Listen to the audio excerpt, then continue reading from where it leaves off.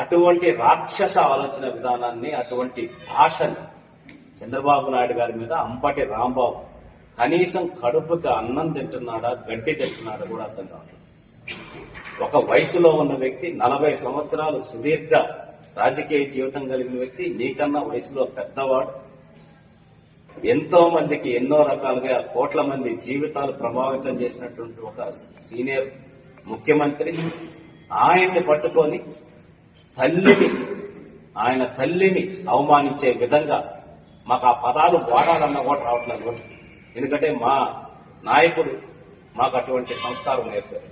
నీ నాయకుడు నీకు ఎటువంటి సంస్కారం నేర్పారో అచ్చోసిన ఆంబోతులాగా ప్రజల మీదకి, సమాజం మీదకి వదిలి అటువంటి మాటలు మాట్లాడితే ఇంకా చంద్రబాబు నాయుడు గారు ఊరుకుంటారేమో, తెలుగుదేశం పార్టీ కార్యకర్తలు ఊరుకోరు.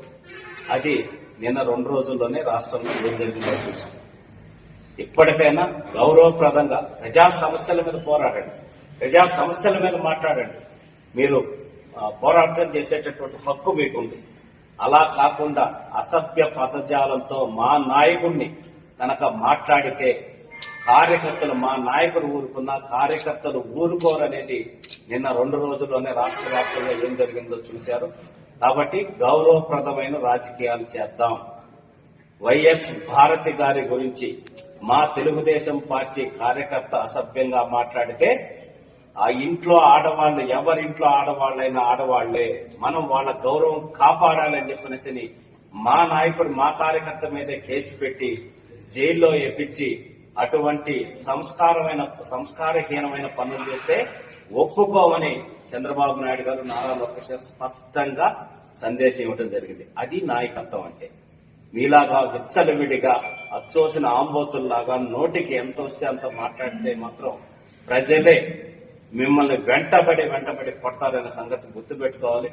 అంబటి రాంబాబు గుర్తుపెట్టుకో, చంద్రబాబు నాయుడు గారి మీద ఇంకొక మాట మాట్లాడినా నీ గౌరవం ఈరోజు ఏమైందో చూసావు. ఇంతకు మించిన తీవ్రమైన పరిణామాలు తెలుగుదేశం పార్టీ కార్యకర్తల దగ్గర నుంచి ఉంటాయని చెప్పి హెచ్చరిస్తూ ఒక సంస్కారవంతమైన, ప్రజాహితమైన రాజకీయం చేద్దాం. ప్రభుత్వంలో ఏదన్నా లోటుపాట్లుంటే ప్రశ్నించండి, వాటిని సరిదిద్దుకుంటాం, ఇంకా మంచి పరిపాలన అందించేదానికి చేస్తాం. గాని ఇటువంటి అనవసరమైన మాటలు మాట్లాడితే మాత్రం ఊరుకోమని చెప్పని ఈ సందర్భంగా కుప్పం నియోజకవర్గం నుంచి మేము హెచ్చరిస్తున్నాం.